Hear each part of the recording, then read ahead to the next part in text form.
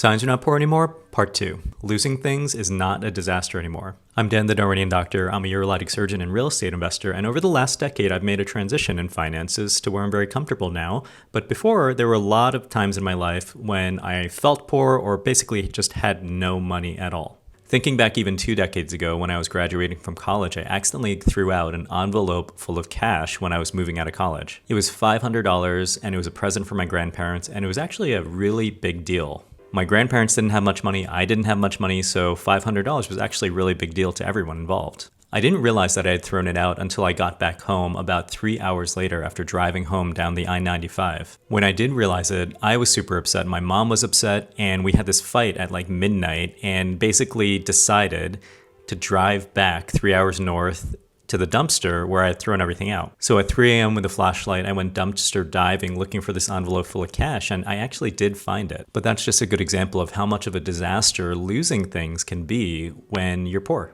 As you make the transition from not having much money to being financially stable, losing things becomes more of a calculation. You can make decisions about replacing items from more of a place of cost and benefit as opposed to just emotion. I'm Dan the Darwinian Doctor. I'm a urologic surgeon and real estate investor, and let me know in the comments below about other signs that you notice in your own life that you're not poor anymore.